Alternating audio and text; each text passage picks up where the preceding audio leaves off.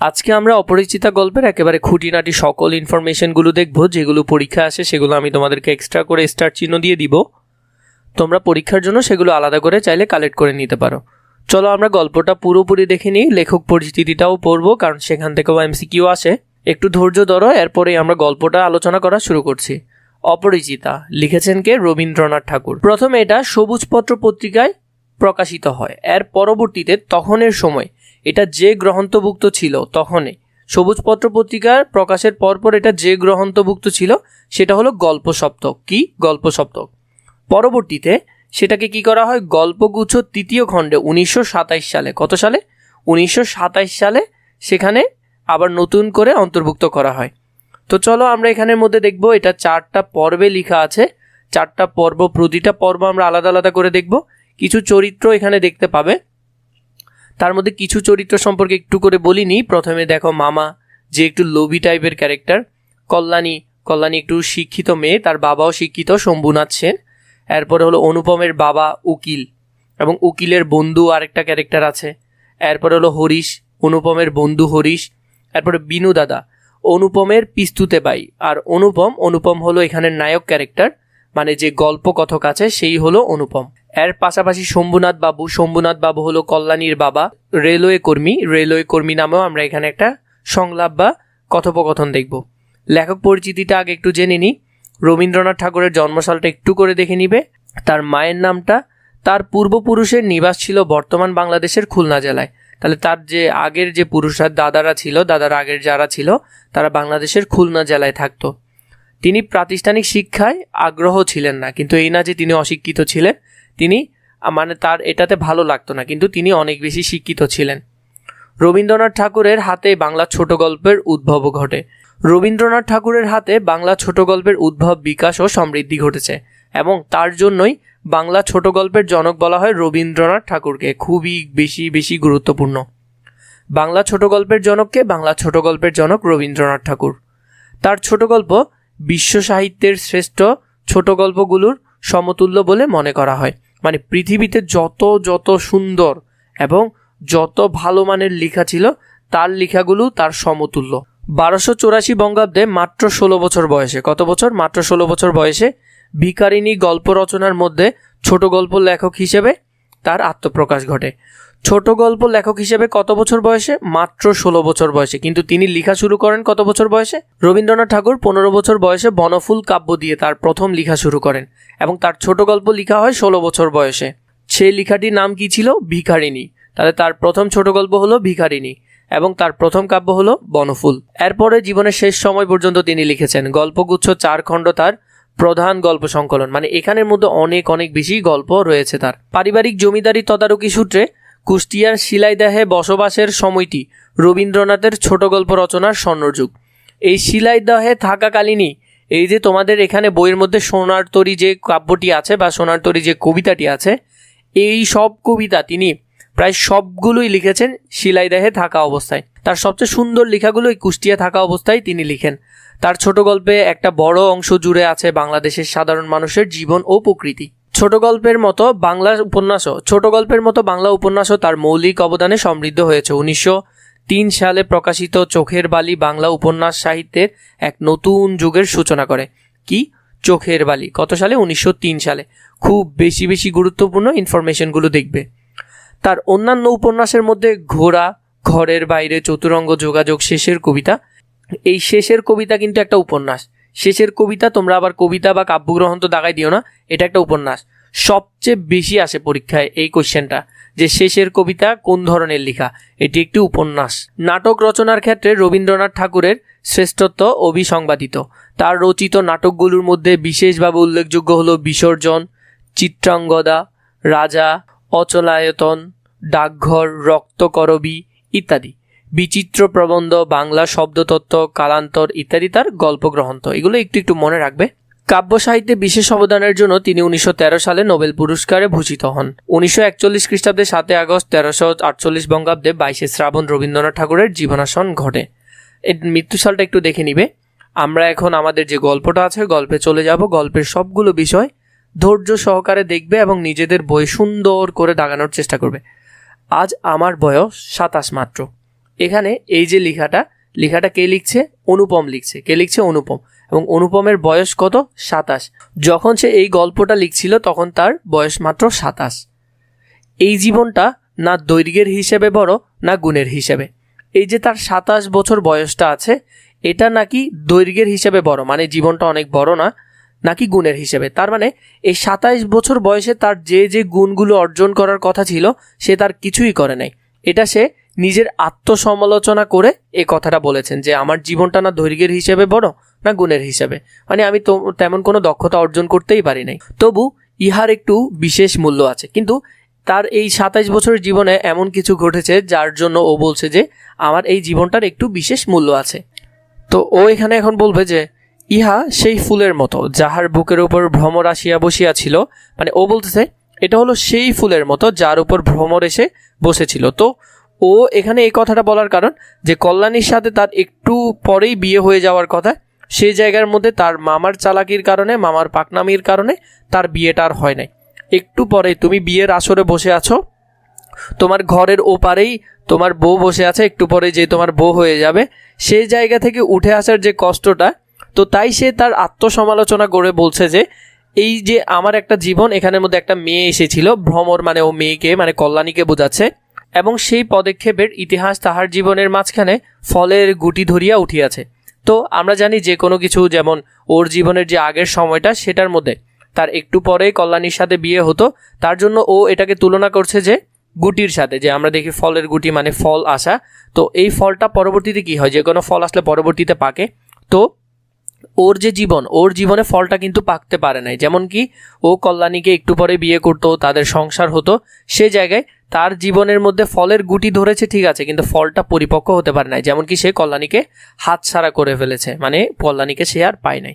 তো এটা এই জন্যই বলছে যে ওর আত্মসমালোচনা করে কথাগুলো বলছে।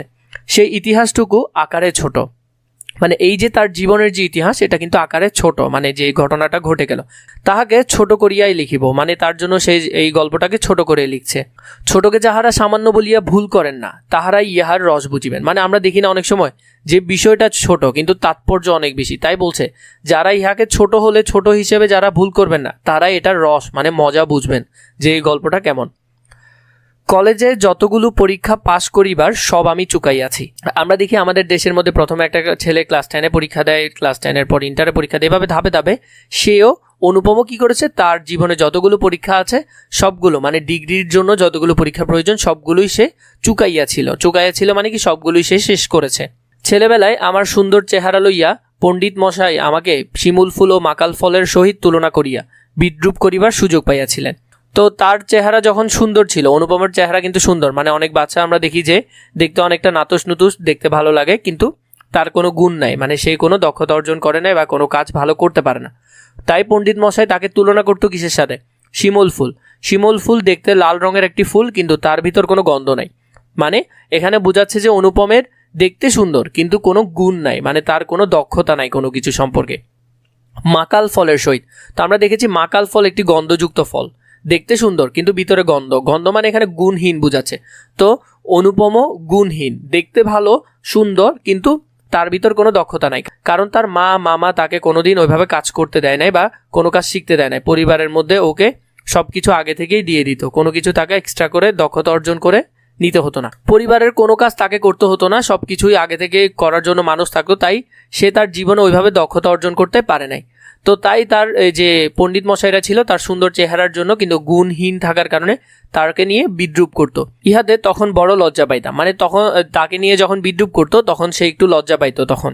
কিন্তু বয়স হইয়া এ কথা ভাবিয়াছি, মানে এই যে ওর বড় বয়সটা 27 বছর বয়স, এ কথা ভাবতেছে যে যদি জন্মান্তর মানে পুনর্জন্ম হতো, মানে ও যদি আবার নতুন করে তার জীবনটা শুরু করতে পারতো, যদি জন্মান্তর থাকে তবে আমার মুখে স্বরূপ, মানে এই রূপটাই ও চাচ্ছে যে ওর যদি আবার নতুন করে জন্মগ্রহণ করতে পারতো তাহলে তার মুখটা যেন এখন যেমন আছে ওই রকমই থাকে, এবং পণ্ডিত মশাইদের মুখে বিদ্রূপ আবার যেন এমনই করিয়া প্রকাশ পায়। তো সে চাচ্ছে যে তার পণ্ডিত মশাইরা তাকে যাতে আবারও এভাবে করে ঠাট্টা মস্কারি করে। আমার পিতা এককালে গরিব ছিলেন, মানে অনুপমের বাবা একসময় গরিব ছিলেন, ওকালতি করিয়া প্রচুর টাকা রোজগার করিয়াছেন। তাহলে অনুপমের বাবার পেশা কি ছিল? ওকালতি ছিল, খুবই বেশি গুরুত্বপূর্ণ। যেগুলো গুরুত্বপূর্ণ আমি সেগুলোতে স্টার দেওয়ার চেষ্টা করেছি। ওকালতি করিয়া তিনি প্রচুর টাকা রোজগার করিয়াছেন, তার মানে ওকালতি করে তিনি অনেক টাকা রোজগার করছেন। ভোগ করিবার সময় নিমেষ মাত্র পান নাই, মানে এই টাকা আমরা দেখি যে একটা সময় মানুষ টাকা অনেক বেশি রোজগার করে, কিন্তু তখন সে কোনো দিকে ঘোরার সময় পায় না বা কোনো দিকে যাওয়ার সময় পায় না। তো তিনি যে এই টাকাগুলো ভোগ করবেন, যে আমি অনেক ইনকাম করছি, এখন আমি আমার জীবনের মধ্যে, আমরা অনেককে দেখি যে অনেক বেশি ইনকাম করে, কিন্তু শেষ বেলায় গিয়ে বা শেষ সময় গিয়ে, তার জীবনের শেষ সময় সে যে টাকাগুলো ভোগ করবে, ওই সময় দেখা যায় যে সে মৃত্যুবরণ করে। মৃত্যুতে তিনি যে হাঁপ ছাড়িয়াছিলেন সেই তার প্রথম অবকাশ, মানে তিনি যে যখন মারা গিয়েছিলেন, আমরা দেখি উকিলদের সাধারণত ওইরকম কোনো বন্ধটন্ধ ওইগুলো হয় না, যখন তিনি মৃত্যুবরণ করলেন এই তার প্রথম অবকাশ ছিল, মানে প্রথম ছুটি ছিল। এর আগে তিনি কখনো তার জীবনে ছুটি কাটাতে পারেন নাই বা ছুটির সুযোগ পান নাই, তাহলে মৃত্যুই ছিল তার প্রথম ছুটি। আমার তখন বয়স অল্প, মানে অনুপমের বয়স তখন কম। মার হাতেই আমি মানুষ, মানে মাই তাকে ছোটবেলা থেকে মানুষ করেছে। মা গরিব ঘরের মেয়ে, তাহলে তার বাবাও গরিব ছিল এক সময়, মাও গরিব ঘরের মেয়ে, কিন্তু বাবা ওকালতি করে অনেক টাকা ইনকাম করেছে, তাই আমরা যে ধনী এ কথা তিনি ভোলেন না। মানে এই যে ওকালতি করে ওর বাবা অনেক টাকা ইনকাম করছে, এগুলো তো ওদের কাছে আছে, তো তিনি যে ধনী, তার বাবা যে ইনকাম করে অনেক বেশি ধনী হয়েছে, তো গরিব ঘরের মেয়ে হলো, তার গায়ে এখন ওই রকম ভাবটা নাই। তিনি এখন যে ধনী সেটার ভাবটাই থাকে, আমাকেও ভুলিতে দেয় না। মানে আমিও যে একটা ধনী পরিবারের ছেলে, সেটা ওকেও, অনুপমকেও ভুলতে দেয় না। শিশুকালে আমি কোলে কোলেই মানুষ, মানে অনেক বেশি আদর পেয়ে মানুষ হয়েছে এটা বলতেছে। বোধ করি সেজন্যই শেষ পর্যন্ত আমার পুরোপুরি বয়স হইল না। তো আমরা অনেক জায়গায় কিছু ছেলে মেয়ে দেখি যে এখনো পর্যন্ত 18-20 বছর বয়স হয়ে গেছে, মানে একটা ভালো বয়স হয়ে গেছে, কিন্তু ও ঘরের বাইরে তেমন যায় না, ঘরে থাকে, মা বাবা যা বলে তাই, ভালো বললে ভালো, খারাপ বললেই খারাপ। মানে ওর নিজের যে মেরুদণ্ড বা নিজের যে ডিসিশন নেওয়ার যে বিষয়টা, সেটা অনেক ছেলে মেয়েদের মধ্যেও এখন দেখা যায় না। তো ও তাই বলল যে শেষ পর্যন্ত যখন ওর 23 বছর বয়সে যখন বিয়ের কথা চলছিল, তখন সে তার কোনো মতামত বা পরিবারে তার কোনো মতামত ছিল না, সে কোনো মতামত দেওয়ার সুযোগই পায় নাই, বা তার ভয় ছিল যে মা কি বলবে বা মামা কি বলবে। সে পরিবারের মধ্যে ওইভাবে গড়ে উঠতে পারে না বা কোনো দক্ষতা অর্জন করতে পারে না। আজও আমাকে দেখিলে মনে হইবে, মানে ওকে দেখলে এখনো মনে হইবে আমি অন্নপূর্ণার কোলে গজাননের ছোট ভাইটি। আমরা দেখছি দেবী দুর্গার দুইটা ছেলে, একটা হলো গজানন আর একটা হলো কার্তিক। তো গজানন হলো বড় ছেলে, যাকে আমরা গণেশ হিসেবে চিনি, আর ছোট ছেলে হলো কার্তিক, ছোট ছেলে। এবং ও দেবী দুর্গার অনেক বেশি আদর পাইছে, মানে আদরে আদরে মানুষ, আদরে ছেলে বলা যায়। এর পাশাপাশি আগে তোমাদেরকে একটা কথা বলে রাখি, তোমাদের যদি এরকম দাগানো বই প্রয়োজন হয়, তোমাদের এইচএসসি লেভেলের অনেকগুলো দাগানো বই আছে আমাদের কাছে, তোমরা চাইলে এই নাম্বারে কথা বলে আমাদের কাছে খুবই অল্প দামে বইগুলো নিতে পারো। এখান থেকে আমরা কিছু বিষয় দেখি, যেমন অনুপম গল্পকথক ছিল নায়ক, তার বর্তমান বয়স মানে যখন লিখছে তখন 27 বছর। মামা একটু লোভী ও নিচু প্রকৃতির মানুষ ছিলেন। তো চলো আমরা আবার গল্পে যাই। আমার আসল অভিভাবক আমার মামা, বা ওর অনুপমের বাবা মারা গেছে, তো এরপর থেকে ওদের ফ্যামিলির সকল দায়িত্ব নিছে কে? ওর মায়ের ভাই, তার মানে ওর মামা।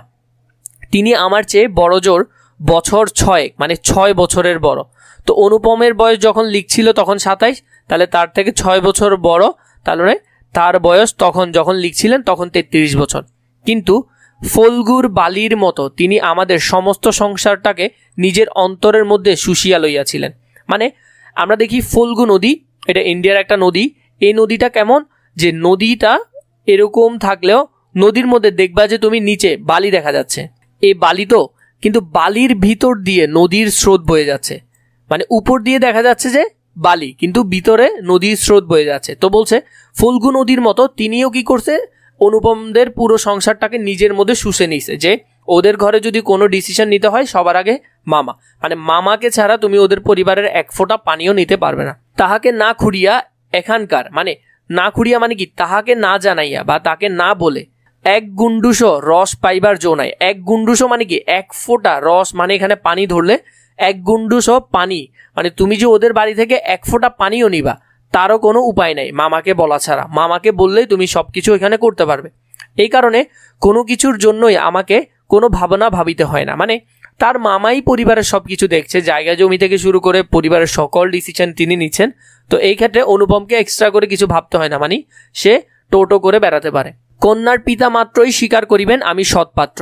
তো অনুপম নিজেকে নিজে বলছে যে আমাকে যদি কোনো মেয়ের বা কোনো জায়গা থেকে যদি আমার সম্পর্কে সম্বন্ধ আসে, তাহলে কন্যার পিতা প্রথমেই মনে করবেন যে আমি সৎপাত্র। কেন সৎপাত্র সেটা আমরা দেখব।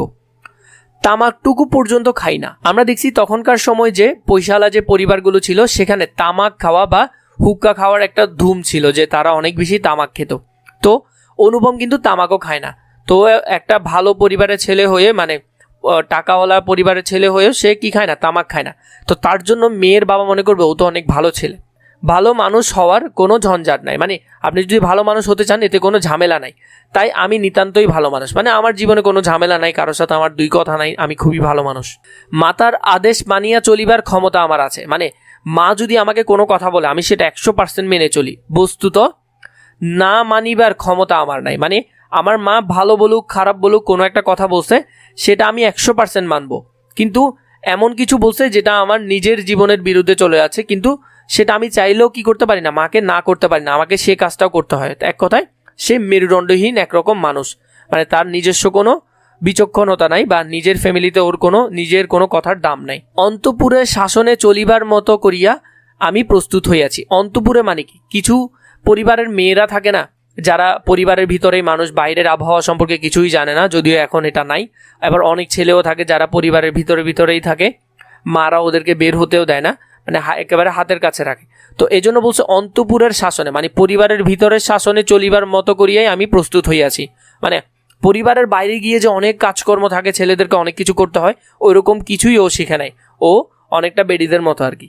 যদি কোনো কন্যা স্বয়ম্বরা হন তবে, স্বয়ম্বরা মানে কি, যে মেয়ে নিজের বর বা নিজের স্বামী নিজেই নির্বাচন করে তাদেরকে বলে স্বয়ম্বরা। তো কোনো একটা মেয়ে যখন বিয়ে করতে চাইবে, যে সে নিজেই নিজের স্বামী বাছাই করতে চাচ্ছে, তখন সে চাইবে যে আমার জামাই আমি যা বলি তা 100% শুনবে, ভালো হোক খারাপ হোক যাই বলি না কেন আমার স্বামী আমার কথা 100% শুনবে।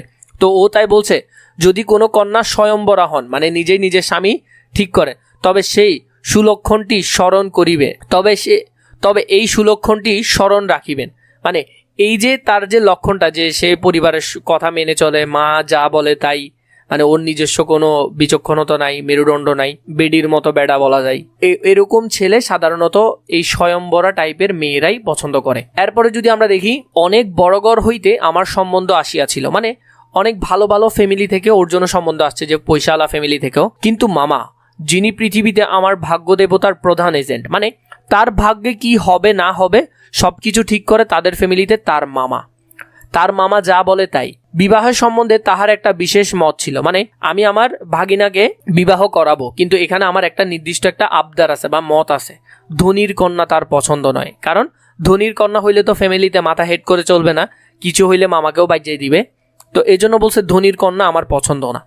আমাদের ঘরে যে মেয়ে আসিবে সে মাথা হেড করিয়া আসিবে, মানে গরিব ঘরের মেয়ে হলে তো সবসময় মাথা নিচু করে থাকবে, কোনো বড় কথা বলবে না, ওরা যা বলে তাই শুনে চলবে, এই তিনি চান। তো এখন ভালো ফ্যামিলি থেকে, যেমন ভালো ভালো জায়গা থেকে সম্বন্ধ আসছে, যদি এরকম ফ্যামিলিতে বিয়ে করায় তাহলে দেখা যাবে মেয়ে মাথা নিচু করে চলছে না, উল্টা ওরা কিছু বললে ওদেরকেও দুইটা কথা শোনাই দিচ্ছে।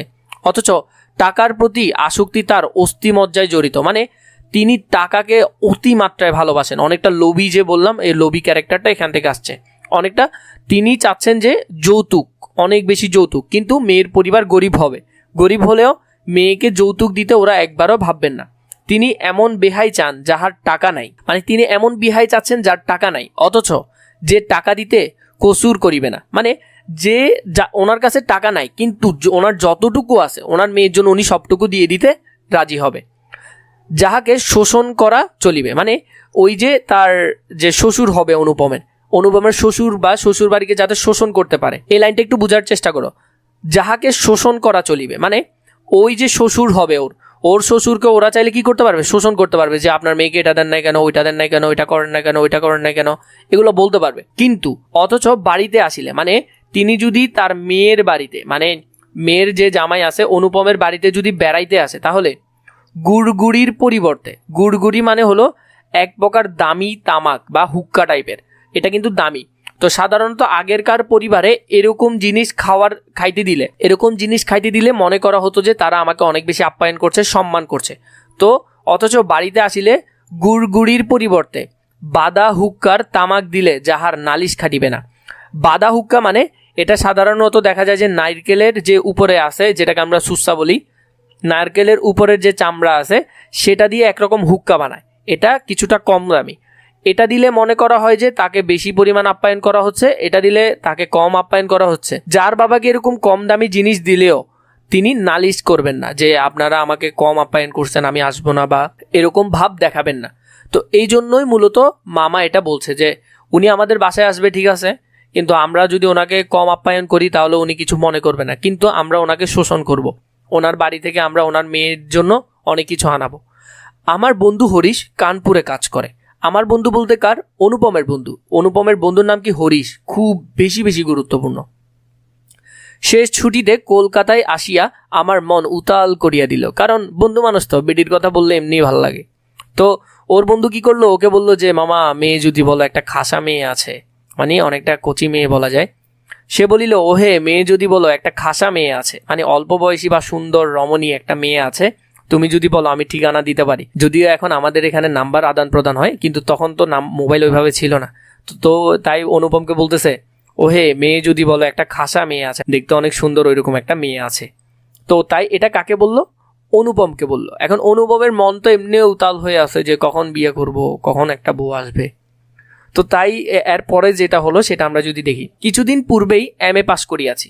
তো সে কিছুদিন আগে তার যে ডিগ্রি, MA ডিগ্রিটা সে পাস করছে। সাধারণত এরপরে তেমন একটা পড়ালেখা আর থাকে না। তো তাই সে বলল, কিছুদিন পূর্বে MA পাস করিয়াছি, সামনে যতদূর পর্যন্ত দৃষ্টি চলে ছুটি ধু ধু করিতেছে, মানে ওর চোখ যতটুকু যাচ্ছে যে আর কোনো পরীক্ষা দিতে হবে না, জীবনে চিল হয়ে থাকবো এবার। তো তাই বলতেছে যে এখন আমার অনেক আরামের সময়, আমার কোনো পরীক্ষা নাই, উমেদারি নাই। পরীক্ষা তো ওর নাই, উমেদারি মানে কি? সাধারণত আমরা দেখি পরীক্ষা পাস করার পর আমাদের দেশের ছেলেমেয়েরা চাকরির জন্য বিভিন্ন দিকে আবেদন করে। তো উমেদারি মানে হলো যে এরকম আবেদন করা। উমেদারি নেই, ওর তো বাবার টাকার অভাব নাই, ও কেন চাকরি খুঁজতে যাবে? চাকরি নাই, তো ও তো চাকরি করবেও না। এমনি নিজের বিষয় দেখিবার চিন্তাও নাই, কারণ ওর মামাই সব কিছু দেখতেছে। তো ও এটা নিয়েও টেনশনের। শিক্ষাও নাই, মানে নতুন করে কিছু শিখার প্রয়োজনও নাই, ইচ্ছাও নাই, ভালো লাগতেছে না, কেন শিখবে, এমনিই পড়ছি যেগুলো অনেক কষ্ট করে। থাকিবার মধ্যেও ভিতরে আছেন মা, মানে ওর যা আছে তার ভিতরে, মানে তার মা, এবং বাহিরের যে বিষয়গুলো সামলানো তার দায়িত্বে আছে তার মামা। তো ওর থেকে কিছু করতেই হয় না, ওর ভিতরে হলো মা, মানে ওর ঘরের যত কাজগুলো আছে এগুলো সবগুলো ওর মা দেখেন ওরগুলো, এবং বাইরে ওর যত কাজ থাকার কথা সেগুলো ওর মামা দেখেন। এই অবকাশে মরুভূমির মধ্যে আমার হৃদয় তখন বিশ্বব্যাপী নারী রূপের মরীচিকা দেখিতেছিল। মানে ও আশা করতেছে আর কি, বয়স তো কমও হয় নাই তখন, যখন ও এগুলা চিন্তা করতেছিল তখন ওর বয়স 23। তো একেবারে জোস একটা বয়স আর কি বলা যায়। তো ওই বয়সে একটা বউ নাই, কিছু নাই, ওর সময়টা ভালো কাটতেছিল না। তাই সে আক্ষেপ করতেছিল যে ওর পরিবার থেকে যদি এসব কথা না বলে তাহলে ও কখনো ওর পরিবারে গিয়ে বলতে পারবে না যে আমাকে বিয়ে করাচ্ছ না কেন। আকাশে তাহার দৃষ্টি, মানে সে আকাশের দিকে তাকায় আছে ভালো লাগার জন্য আর কি। বাতাসে তাহার নিঃশ্বাস, সে একটা স্বস্তির নিঃশ্বাস ফেলতেছে। তরু মর্মের, তরু মানে কি আমরা দেখি যে বিভিন্ন গাছের পাতার কথা এখানে বললো। তরু মর্মের তাহার গোপন কথা, মানে এই যে আকাশে বাতাসে বা বিভিন্ন দিকেও ঘুরে বেড়াচ্ছে, কিন্তু ওর কোনো দিকেই ভালো লাগতেছে না, কারণ এই বয়সে ভালো লাগার কথাও না বৌসারা। এর পরবর্তীতে এমন সময় হরিশ আসিয়া বলিল, তার বন্ধু এসে বলল, মেয়ে যদি বলো তবে, মানে মেয়ে যদি বলো তবে, তবে বাকিটা না বলাতে ও আরো বেশি অস্থির হয়ে গেল। আমার শরীর মন বসন্ত বাতাসের বকুল বনের নবপল্লব রাশির মতো কাঁপিতে কাঁপিতে আলোচ্ছায়া বুনিতে লাগিল। তো এমনিই তো অর্ধেক কথা বলছে, যে এমনি ও কি করছে, অর্ধেক কথা বলছে। এতেই তো এমনি ওর মন চাচ্ছিল যে কখন বিয়ে করবে, কেউ বলবে। এই জায়গায় ওর বন্ধু, তো বন্ধুরা তো সাধারণত এগুলো বলে, তো বাকিটা বলে নাই। আমার শরীর মন বসন্ত বাতাসে বকুল বনের নবপল্লব রাশির মতো। বকুল বনের মানে কি? বকুল, আমরা দেখি যে বকুল ফুলের কথা বলছে। নবপল্লব রাশির মতো নতুন নতুন ফুল ফোটা বা নতুন নতুন পাতা মতো কাঁপিতে কাঁপিতে আলোচ্ছায়া বনিতে লাগিল। আলোচ্ছায়া মানে কি? স্বপ্ন বুনতে লাগলো। কিসের স্বপ্ন? ওই নতুন করে বিয়ে করার স্বপ্ন, একটা মেয়ের স্বপ্ন ও দেখতেছে আর কি। তো হরিশ মানুষটা রসিক ছিল, তার বন্ধু ছিল রসিক। তো রসিক হওয়ার কারণে ও এমনিই মেয়ে নিয়ে ভাবতেছিল, সে জায়গায় ও বলতেছিল রস দিয়ে বর্ণনা করিবার শক্তি তাহার আছে। মানে সে যে কোনো কথাকে অনেক ইন্টারেস্টিং করে বলতে পারে, অনেক মজা করে বলতে পারে। তো সে জায়গায় ওর মনও ছিল তৃষ্ণাত্মক, অনুপমের মনও ছিল কেন, ও বিয়ে করার জন্য ভাবতেছে। তো সে জায়গায় ও বলতেছে মেয়ে যদি বলো। তারপরে বললো, আমি হরিশকে বলিলাম, মানে ও অনুপম কি করলো, হরিশকে বলল, একবার মামার কাছে কথাটা পড়িয়া দেখো। মানে ও বলতেছে যে বন্ধু একটু আমার মামা বলা ছাড়া তো আমি বিয়ে করতে পারবো না, তো একটু আমার মামাকে বলে দেখ যে মামা কি বলে। হরিশ আসর জমাইতে অদ্বিতীয়, মানে হরিশ আসর জমাতে কি অদ্বিতীয়। আমরা এখানে দেখলাম যে হরিশের রসিক প্রকৃতির মানুষ ছিল, পাশাপাশি ও আসরও জমাইতে পারতো। মানে আমরা আমাদের মধ্যে কিছু বন্ধু দেখি না যারা অনেক মজা করে কথা বলতে পারে, মানে আড্ডা গরম থাকে ওরা থাকলে, তো সেরকম একরকম মানুষ। তাই সর্বত্র তাহার খ্যাতির, মানে সব জায়গায় তার খাতির অনেক বেশি, কারণ সে আসর জমাইতে পারতো। মামাও তাহাকে পাইলে ছাড়িতে চান না, মানে মামাও আড্ডা দিতে পছন্দ করেন, তাই ওর সাথে গল্প করতো। কথাটা তার বৈঠকে উঠিল, মানে ওই যে মেয়ের কথাটা সেটা বলল যে মামাকে। মেয়ের চেয়ে মেয়ের বাপের খবরটাই তাহার কাছে গুরুতর। মানে উনি বলতেছে মেয়ে দিয়ে উনি কি করবে, মেয়ের বাবার অবস্থা যদি তিনি যেমন চাচ্ছে ওই রকম হয় তাহলে বিয়ে করাতে সমস্যা নাই। বাপের অবস্থা তিনি যেমনটি চান তেমনই, মানে তিনি যেমন চাইছিলেন যে আগে একসময় ওদের অবস্থা অনেক ভালো থাকবে, কিন্তু বর্তমানে যাতে ওরা মাথা হিট করে চলে, আমাদেরকে যাতে মেনে চলে, ওইরকম একটা পরিবার হতে হবে। এককালে ইহাদের বংশে লক্ষ্মীর মঙ্গলঘাট ভরা ছিল। মানে এখানে কল্যাণী বা শম্ভুনাথের কথা বলতেছে, কল্যাণীর বাবা শম্ভুনাথের কথা বলতেছে, যে তাদের পরিবার একসময় অঢেল টাকাওয়ালা ছিল, এক কথায় বলা যায় রাজবংশীয় টাইপের মানুষ ছিল, কিন্তু এখন তাহা শূন্য বলিলেই চলে। কিন্তু এখন তাদের ওই অত পরিমাণ সম্পদ এখন নাই, অথচ তলায় সামান্য কিছু বাকি আছে। মানে ওই বাপদাদারা রেখে গেছে এরকমের মধ্যে কিছু সম্পদ এখনো বেঁচে আছে, কিন্তু আগের মতো রাজার হালটা নাই। দেশে বংশমর্যাদা রাখিয়া চলা সহজ নয়, কারণ আমরা দেখছি তুমি ধরো তুমি একসময় রাজার ছেলে ছিলে, তোমার বাবা রাজা ছিল, তাই তুমি রাজ পোশাক পরে রাস্তায় বের হতে, কিন্তু বর্তমানে তোমার বাবার কিছুই নেই, তুমি কোনো রকম জরাজীর্ণ কাপড় পরে রাস্তায় বের হচ্ছ, তো মানুষ তো এটা নিয়ে বিদ্রুপ করবে, মানুষ তো ঠাট্টা করবে। তাই তিনি কি করলেন, তার বংশমর্যাদা রক্ষা করার জন্য তিনি অন্য জায়গায় চলে গেলেন, কারণ সেখানে তাকে কেউ চিনবে না। দেশে বংশমর্যাদা রাখিয়া চলা সহজ নয় বলিয়া ইনি পশ্চিমে গিয়া বাস করিতেছেন। পশ্চিম মানে কি, কলকাতায় গিয়ে বাস করতেছে। সেখানে গরিব গৃহস্থের মতোই থাকেন তিনি, সেখানে একবারে স্বাভাবিকভাবেই থাকেন। একটি মেয়ে ছাড়া আর তার নাই, মানে তার একটা মাত্র মেয়ে, মেয়ের নাম কি, কল্যাণী। সুতরাং তাহারই পশ্চাতে লক্ষ্মীর ঘাটি একেবারে উপুর করিয়া দিতে দ্বিধা হইবেন না। মানে লক্ষ্মীর ঘাটি বলতে কি বোঝাচ্ছে এখানে, যে তাদের যে শেষ টাকা পয়সা যা কিছুই আছে, তো একটা মাত্র মেয়ে, তার পেছনেই তো, তার পশ্চাতে মানে তার জন্যই সব কিছু কি করে দিবেন, উপর করে দিবেন, মানে সব দিয়ে দিবেন। একটা মাত্র মেয়ে, সেগুলো দেখে কি করবে, এসব ভালো কথা, কিন্তু মেয়ের বয়স যে 15। তো এখানে মেয়ের বয়স যে 15, এটা হয়তো তোমাদের মনে হতে পারে যে 15 বছর বয়স তো ঠিক আছে, কিন্তু তখন হিন্দু সমাজে যে বিয়েগুলো হতো মেয়েদের 9-10 বছরেই বিয়েটা হয়ে যেত, কারণ তারা না হলে ভাবতো যে হয়তো মেয়ের কোনো ভাগ্যে দোষ আছে বা মেয়ের মধ্যে কোনো হয়তো দোষ আছে। কিন্তু 15 বছর বয়স একেবারে পারফেক্ট একটা বয়স ছিল, কিন্তু তা শুনিয়া মন ভার হইল। ভার হওয়ার কারণ যে হয়তো মেয়ের ফ্যামিলিতে কোনো দোষ থাকতে পারে, বংশে তো কোনো দোষ নাই, মানে মেয়ের বংশে কোনো দোষ আছে কিনা জিজ্ঞেস করতেছে। না, দোষ নাই, বাপ কোথাও তার মেয়ের যোগ্য বর খুঁজিয়া পান না, মানে মেয়ের জন্য ভালো কোনো যোগ্য বর খুঁজে পাচ্ছেন না, কারণ শম্ভুনাথ সেন ডাক্তার, তো তাহলে তার একটা বংশমর্যাদা আছে, নিশ্চয় খাপ খায় ওইরকম বরই লাগবে। একে তো বরের হাট মহার্ঘ, মানে বরের হাট মহার্ঘ মানে হলো ভালো বর পাওয়া যাচ্ছে না, যত ফোলাহাইন আছে সবগুলো হলো যে শয়তান, যে ভালো ছেলে খুঁজে পাওয়া খুবই টাফ। আমার নাম্বার নিচে আসছে, তোরা আমার নাম্বারটা দিয়ে দিস যদি কেউ খুঁজে, বুঝছস? তো এখানে বলতেছে যে ভালো বর খুঁজে পাওয়া যায় না, কারণ সব এখন দেখবা বেশিরভাগ ছেলে বিড়ি সিগারেটে মানে বিভিন্ন রকম নেশাগ্রস্ত আর কি। তো ওই জায়গা থেকে আমি ভালো আছি, কেউ যদি লাগে আমার নাম্বারে একটা মেসেজ দিস। তাহার পরে ধনুক ভাঙা পণ, তো একে তো ভালো ছেলে খুঁজে পাওয়াই যায় না, তার উপর তারা পণ মানে যৌতুক চায়।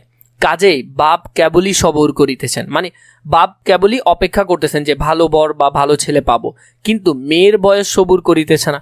কিন্তু মেয়ের বয়স তো থেমে থাকতেছে না, বয়স তো রেগুলার বাড়তেছে। যাই হোক, হরিশের সরস রসনার গুণ আছে। তাহলে হরিশের আরেকটা গুণ আছে সরস রসনা। সরস রসনা মানে হলো কি, যে কোনো সাধারণ কথাকে রস দিয়ে বা গুণ দিয়ে সুন্দর করে মানুষকে ইমোশনভাবে বোঝানোর ক্ষমতাটা হরিশের ছিল। মামার মন নরম হইল, মানে মামা বলতেছে, মামাকে গলায় ফেলছে আর কি, যে অনুপমকে বিয়েটা করাই দেন, অনেকদিন আমিও বিয়ে শাদী খাই না। তো এভাবে বলার পর মামাও একটু বললো যে হ্যাঁ না ঠিক আছে, সব কিছু যখন আমার সাথে মিলতেছে তাহলে ঠিক আছে। বিবাহের ভূমিকা অংশটা নির্বিঘ্নে সমাধান হইয়া গেল, মানে এই যে বিয়ে করবে আশা করছিল তার ভূমিকাটা প্রায় কি হয়ে গেল, ঠিক হয়ে গেল। কলিকাতার বাইরে বাকি যে পৃথিবীটা আছে সমস্তটাকেই মামা আন্দামান দ্বীপের অন্তর্গত বলিয়া জানেন, খুবই বেশি গুরুত্বপূর্ণ। মানে মামা কখনো কলকাতার বাইরে যেতে চান না, যে কিছু মানুষ আছে না যে বেশি জার্নি সহ্য করতে পারে না বা নির্দিষ্ট একটা এলাকার বাইরে কোনো সময় যান না। তো মামার কাছে কলকাতার বাইরে যে কোনো জায়গা আন্দামান দ্বীপ অচেনা একটা জায়গা বা অনেক দূরের জায়গা, সেটা বোঝাচ্ছে। মামার কাছে এই জায়গাটা হলো আন্দামান দ্বীপের মতো, কলকাতার বাইরে যে কোনো জায়গা। তো তিনি কি করতেন, যেতেন না কোনো জায়গায়। জীবনে একবার বিশেষ কাজে তিনি কোনগ্গর পর্যন্ত গিয়েছিলেন, মানে জীবনের একটা বিশেষ কাজে তিনি এই জায়গাটা পর্যন্ত গিয়েছিলেন, তাও মোটামুটি কলকাতার কাছেই। মামা যদি মনু হইতেন, মনু মানে হলো একজন দেবতা যিনি বিভিন্ন আদেশ নিয়ম কানুন তৈরি করেন। তো মামা যদি এরকম নির্দেশ দিতে পারতেন যে কেউ আজকের পর কলকাতার বাইরে যাবে না, সবাই কলকাতার ভিতরে থাকবে, এরকম যদি আদেশকর্তা হতে পারতেন, তাহলে তিনি হাবড়াবুল পার হওয়াটাকে তার সংহিতায় একেবারে নিষেধ করিয়া দিতেন। মানে তিনি হাবড়াবুল কলকাতার বাইরের একটা পুল, মানে বেশি দূরে না, একেবারে কাছেই, কলকাতার বাইরের একটা পুল হলো হাবড়াবুল। তো তিনি কি করতেন, তিনি যদি মনু হইতেন মানে আদেশকর্তা হইতেন, তাহলে তার যে সংবিধান বা সংহিতার মাধ্যমে তিনি কি করতেন যে আজকের পর কোনো মানুষ কলকাতার বাইরে যেতে পারবে না, উনি এভাবে নিষেধ করে দিতেন। মনের মধ্যে ইচ্ছে ছিল নিজের চোখে মেয়ে দেখিয়ে আসিব, মানে তার ইচ্ছে ছিল যে নিজের চোখে গিয়ে মেয়েটা দেখে আসবে। সাহস করিয়া প্রস্তাব করিতে পারিলাম না, মানে সে যে বলবে মামাকে যে মামা আমাকে একটু নিয়ে যাও, আমিও মেয়েটা একটু দেখিব, তো এই জন্য ও সাহস করতে পারছে না, মামাকে বলতে পারছে না। এখানের মধ্যে আমরা আরেকটা যে লাইনটা দেখি, যেমন অনুপমের বন্ধু হরিশ রসিক প্রকৃতির মানুষ, আসর জমাইতে অদ্বিতীয়, এরপরে সর্বত্রই তাহার খ্যাতির থাকে আর কি, খ্যাতির মানে খাতির করে সবাই। কন্যাকে আশীর্বাদ করিবার জন্য যাহাকে পাঠানো হইল সে আমার বিনু দাদা, তার পিস্তুতে ভাই, মানে তার পিসির ছেলে। তো তার পিসির ছেলে হলো বিনু দাদা। তো কাকে পাঠানো হলো, কন্যাকে আশীর্বাদ করতে পাঠানো হলো। তো এখানের মধ্যে বিনু দাদা ছিল তার পিস্তুতে ভাই। তাহার মতো রুচি এবং দক্ষতার পরে আমার 16 আনা নির্ভর করিতে পারি, মানে সে 16 আনায় নির্ভর করতে পারে তার রুচির উপর, যে মেয়ে চেনে, এক কথায় বলা যায় আর কি, যে ভালো মেয়ে বা গুণী মেয়ে ও চিনে, সেটা বলতেছে। বিনুদা ফিরিয়া আসিয়া বলিল মন্দ নহে, খাঁটি সোনা বটে, মানে মেয়ে একের, বিয়া করি ফেলতে পারো, সেরা, এক কথায় সেরা। এগুলো কিন্তু খতে আসবে, কোশ্চেনগুলো ভালো করে দেখবে যে বিনু দাদা এই কথাটা কেন বললো বা এই কথার ব্যাখ্যা কি, এটা খুবই গুরুত্বপূর্ণ। বিনু দাদার ভাষাটা অত্যন্ত আর্ট, মানে তিনি একটু শর্ট কথা বলতে পছন্দ করেন, একটু ট্যারা টাইপের আর কি। যেখানে আমরা বলি চমৎকার, তাহলে যেখানে আমরা চমৎকার শব্দ ব্যবহার করি সেখানে তিনি বলেন চলনসই, না মোটামুটি খাটবে। এরপরে দেখো, এতই বুঝিলাম আমার ভাগ্যের প্রজাপতির সঙ্গে, প্রজাপতি হলো বিয়ের দেবতা, প্রজাপতি কি বিয়ের দেবতা, প্রজাপতির সঙ্গে পঞ্চস্বর হলো মদন দেবতা। আমরা জানি মদন দেবতা কি, মদন দেবতা হলো প্রেমের দেবতা। আমরা ঋতুবর্ণন কবিতা পড়ার সময় দেখলাম যে মদন যে বিষয়টা একটা ক্যারেক্টার দেখলাম, সেটা হলো প্রেমের দেবতা, কোনো বিরোধ নাই। মানে আমার ভাগ্যের মধ্যে বিয়ের দেবতাটাও একেবারে ভালো এবং প্রেমের দেবতাও, আমার এখানের মধ্যে কোনো কি নাই, বিরোধ নাই, মানে আমি একটা ভালো খাসা মেয়ে পাচ্ছি। ঠিক আছে, এর পরবর্তী পর্ব থেকে যদি তোমরা আলোচনা চাও, অনেক বেশি কমেন্ট করবে, অনেক বেশি শেয়ার করবে, ইনশাআল্লাহ পরবর্তীগুলো আমি তোমাদেরকে ধাপে ধাপে দিতে থাকবো।